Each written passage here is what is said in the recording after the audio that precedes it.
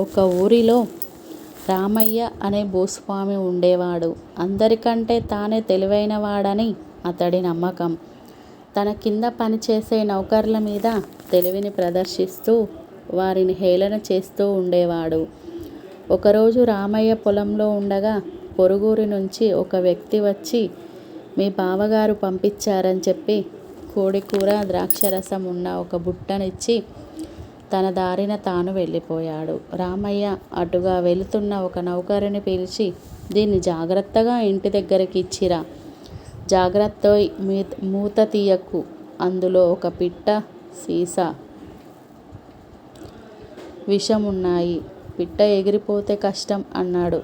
ఆ నౌకరు బుట్టని నెత్తిమీద పెట్టుకొని వెళ్ళగానే మిగతా వాళ్ళతో ఇలా చెబితే వాడు ఎట్టి పరిస్థితుల్లోనూ మూత తీయడు. ఎలా ఉంది నా తెలివి అంటూ పగలబడి నవ్వాడు. బుట్టతో బయలుదేరిన నౌకరు అంతకంటే తెలివైనవాడు. యజమాని అలా చెప్పాడంటే ఖచ్చితంగా అందులో ఏదో ఒకటి ఉండి ఉంటుంది అనుకున్నాడు. దారి మధ్యలో ఒక చెట్టు దగ్గర ఆగి బుట్ట మూత తీసి చూశాడు. అందులో నుంచి కోడికూర వాసన గుమగుమలాడుతుంది. సీసాలోని ద్రాక్షరసం నోరూరించింది.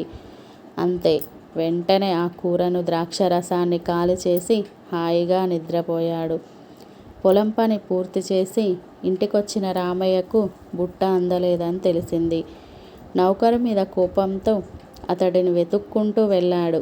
మార్గమధ్యలో ఒక చెట్టు కింద గుర్రు పెడుతూ కనిపించాడు ఆ నౌకరు. అతడి దగ్గరికి వెళ్ళి, ఒరేయ్ లే, బుట్ట ఏది అంటూ గద్దాయించాడు రామయ్య.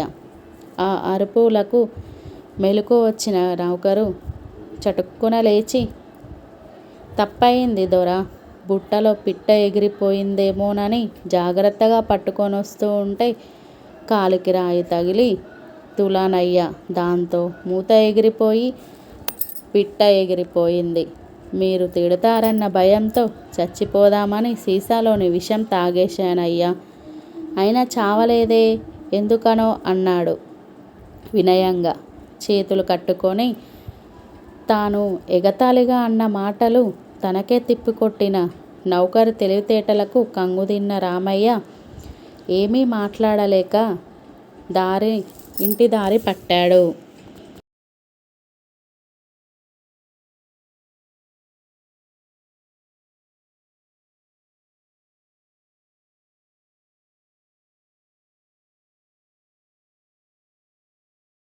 చంద్రయ్య అనే షావుకారు దుకాణంలో చిదానందం అనేవాడు కొత్తగా పనిలో చేరాడు.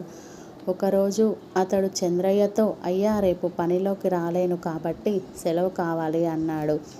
చంద్రయ్య విసుగ్గా, ఇవి పండుగ రోజులు, బేరసారాల మాటేం కాను, కుదరదు అన్నాడు. చిదానందం బదులు చెప్పకుండా వెళ్ళిపోయాడు.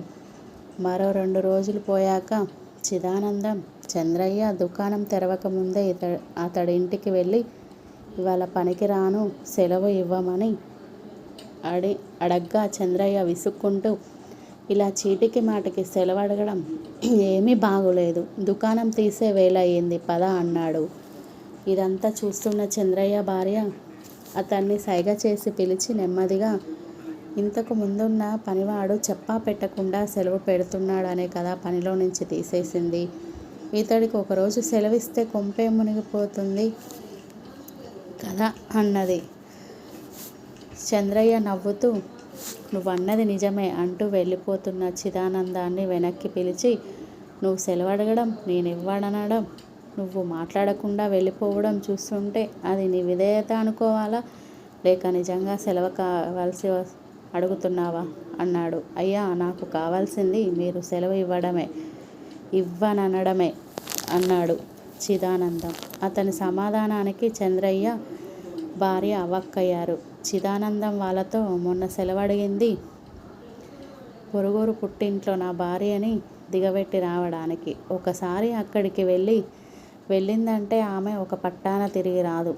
ఇవాళ సెలవిమ్మన్నది ఆమె దేవుడికి తిరునాళ్ళల్లో తీసుకురావడానికి. అక్కడ ఆమె నా చేత పెట్టించబోయే ఖర్చుని భరించే స్తోమత నాకు లేదంటూ వెళ్ళిపోతుంటే అసలు విషయం ఇదా అంటూ వాళ్ళిద్దరూ కడుపుబ్బా నవ్వుకున్నారు.